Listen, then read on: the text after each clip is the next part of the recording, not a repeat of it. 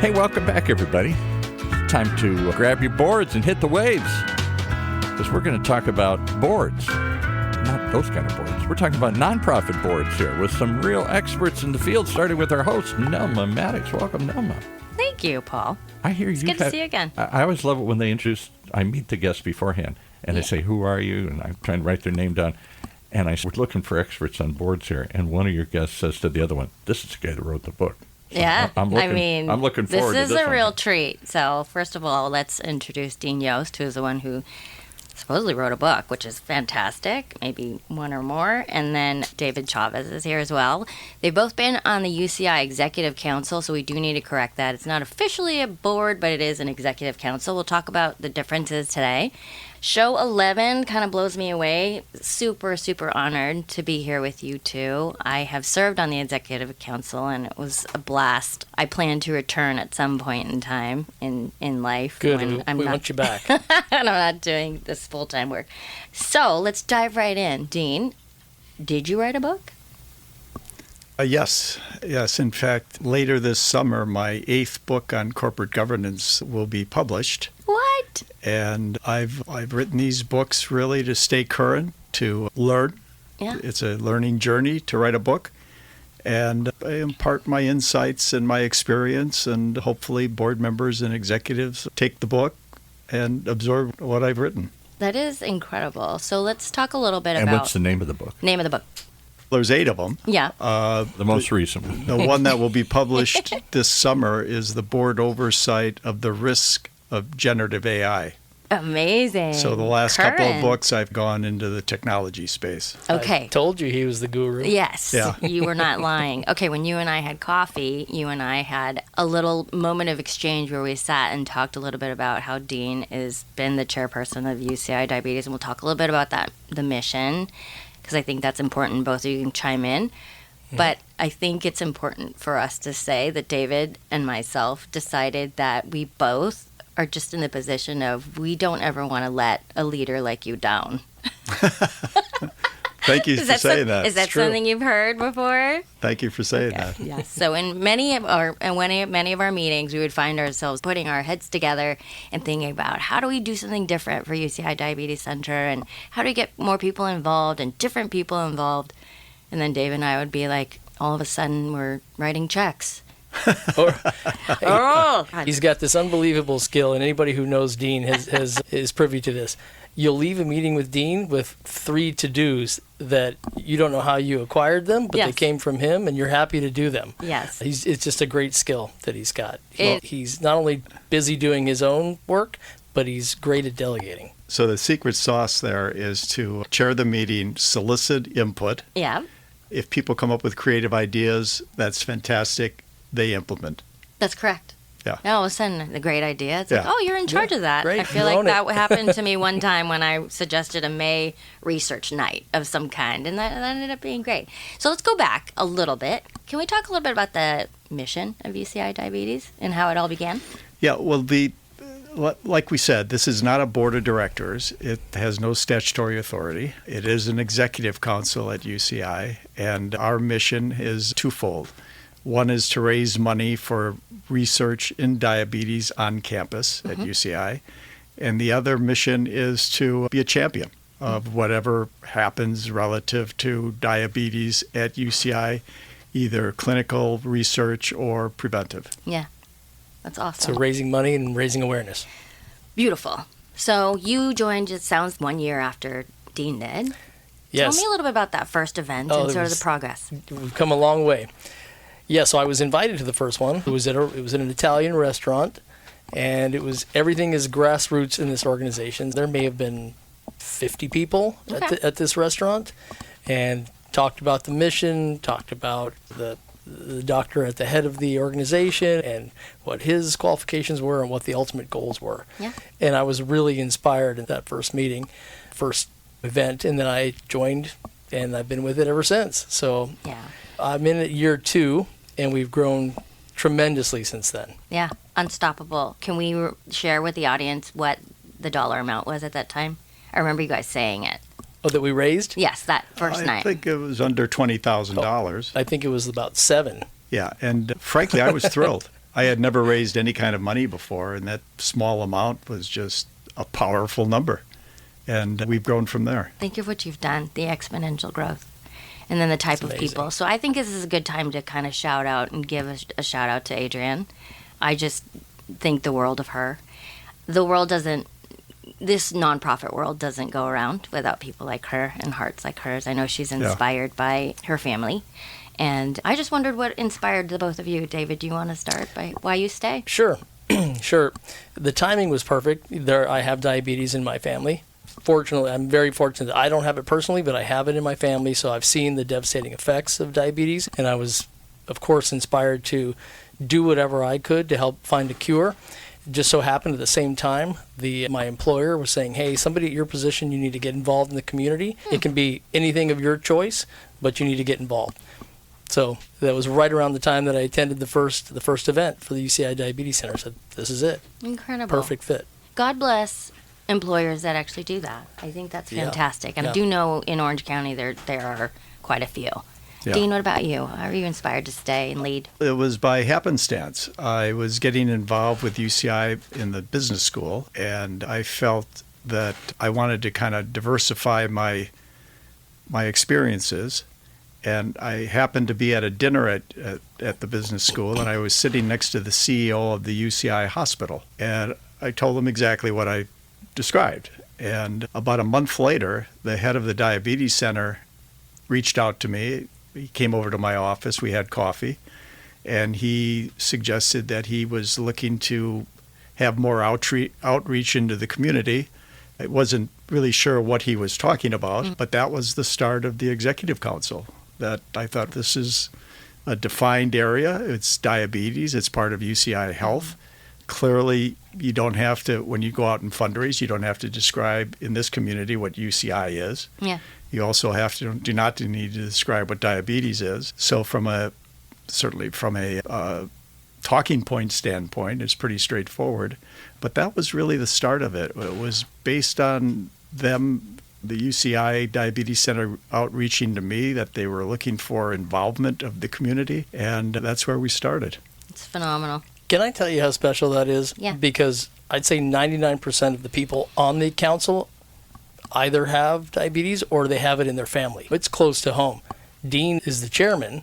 He's our leader, and he doesn't. Yeah. It's just something he does out of benevolence. I think that's pretty special. I always wondered that. It really did cross my mind, and the dedication that you and May have to the organization. May is his lovely wife for the audience, and then David is married to JoJo. And I would say the four of them are always involved, elbows in, just getting to work. And I think that's one of the things that I fell in love with about this organization was everybody has these ideas, and of course are tasked with the ideas, but at the same time we do an event or two every year, and it ends up being a really good time for such a great cause.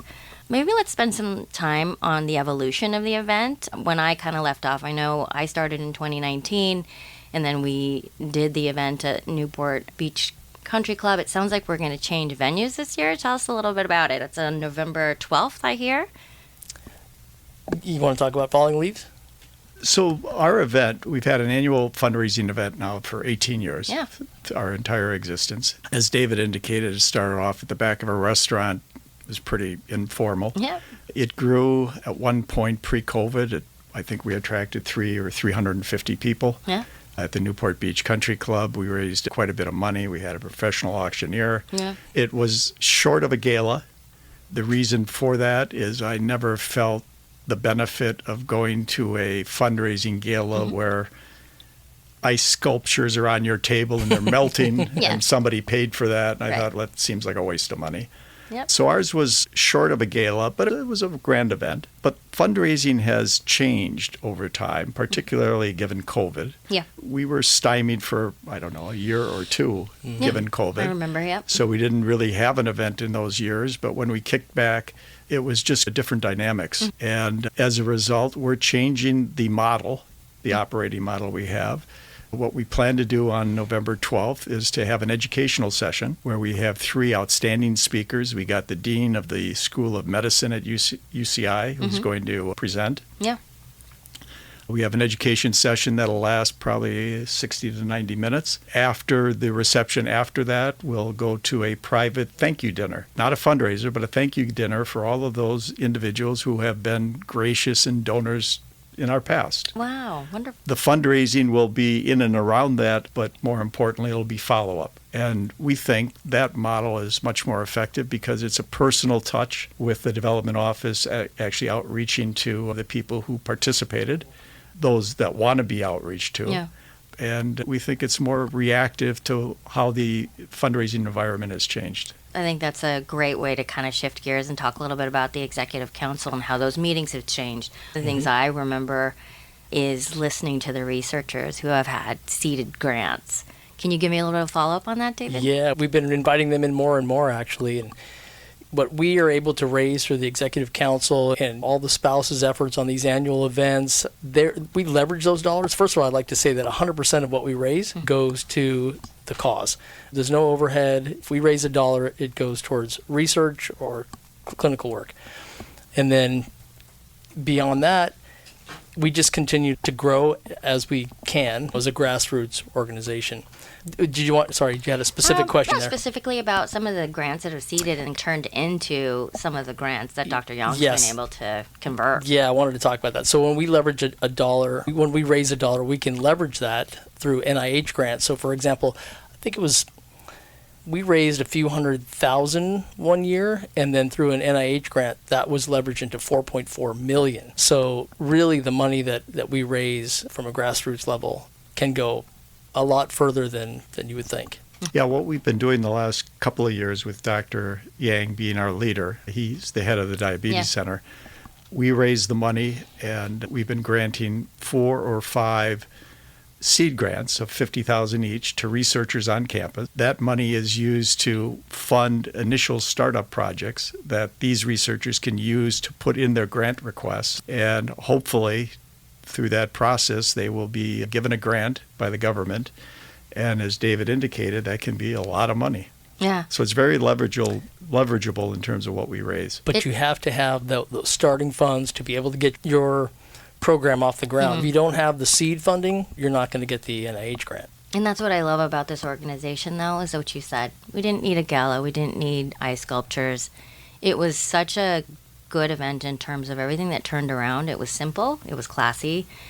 But it was there for a cause. And there was always the mission. There was always somebody who stood up in the front, and you were able to get deans or heads of the hospital, in any case, to speak on its behalf. And I know UCI Diabetes does compete with other diabetes organizations, for instance. I won't name them, but at the same time, our mission was always so simple and yet meaningful to understand. I loved the focus on type 1, for instance, because I have many friends who have been diagnosed with type 1, as research to cure is very important in that population of patients. Man, I do also want to talk about, Dean, that did you start a panel or it was a mini subset? I loved that you did this for the local community. Can you tell us a little bit about that? The UCI Orange County Alliance? Yes. So 5 years ago, I'm a trustee of the UCI Foundation. Another trustee and I got together, and we were talking about the fact that today's demographics in California, adults aged 24 and below are already 50% Latino. The UCI student population is already 30% Latino. Yet, as we looked around, for example, on the foundation board, there were no trustees that were Latino. And there was very little community involvement from the Latino community to support the students on campus. It was all individually done. But we needed to bring the Latino community on campus to help the students. So we met with the chancellor and the provost and described what we saw as a problem, and we were prepared to put some effort behind this. And with a Latino friend of ours, the three of us started this organization that became known as the UCI Orange County Alliance. And what our mission has been for the last 5 years is to bring the Latino community on campus to the benefit of the students. As we sit here today, we have 53 members, community leaders. Oh, phenomenal. That participate in the schools and programs on campus. Okay. We have 6 Latino trustees of the UCI Foundation, where 5 years ago we had none. Okay. David Chavez is one of our members. It's another one of those meetings where I left, wait a minute, how did I end up on this organization? Yeah. Why am I on this committee again? No, But the reality is if you want to get engaged with the Latino community in Orange County, this is the organization that's really the center. Oh, it's phenomenal. Yeah. That's great. That's another great effort for that organization. Me and some other outstanding professionals that I'm so lucky to be involved with. We do financial literacy courses for college, high school, and even middle school people. In every community, but particularly in the Latino community, there is no formal financial education. So just the basics are important. Yeah, I love that. That's one of the things I really wanted to talk about today, so thank you for enlightening me on that. I know this time went super, super fast, but I do want to just address anything that you guys wanted to come and share. How does someone get involved? What is it that you're looking for to join your executive council at any given time? The criteria are pretty straightforward. They're not overly complex. You would need to have an interest in helping those that are either inflicted or could be inflicted with this insidious disease. Yeah. So passion for diabetes and trying to be helpful, I think, is a number one factor. You have to be willing to champion not only UCI and UCI Health, but the diabetes cause and the diabetes center. And you have to be willing to go out and try to raise money. Yeah. Now, we don't ask for a sizable financial commitment. We do ask for a financial commitment. We think it's very reasonable. And it's you either contribute that amount of money or you try to get that kind of money. Yeah. The criteria is flexible. We recognize that people, their lives ebb and flow. Some years you're more active than others, but we try to have participation from everyone. I must admit right now we've probably got one of the most enthusiastic executive councils that we've had. That's phenomenal. We've got 12 members. We're always looking to grow and expand contacts. Yeah. But Nelma, you've had this experience when we're done with the fundraising and we do the accounting for the year and we look at our achievements. It's really a sense of pride and it's ownership of taking on a mission that's important for a lot of people. And it does have a significant impact.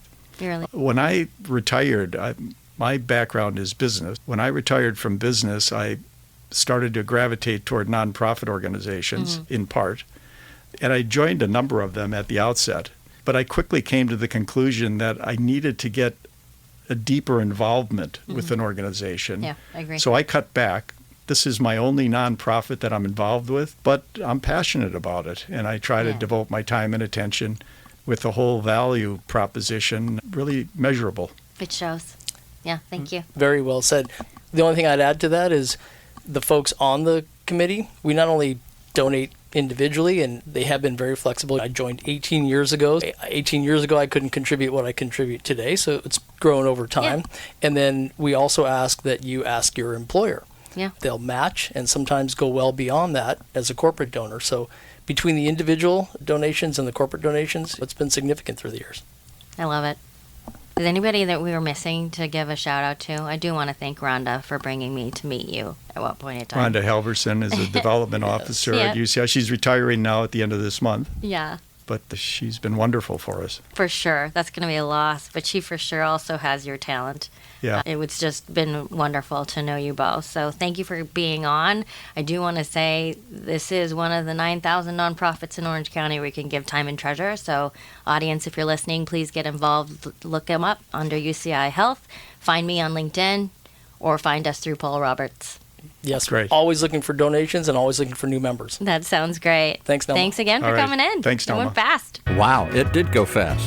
But that's why you can tune in again and again, because you don't want to miss any of them here as we continue to our exploration of nonprofit boards on Board Talk, right here on Orange County's only community radio station, OCTalkRadio, streaming live from our studios here at the University of California Irvine's Beale Applied Innovation Center.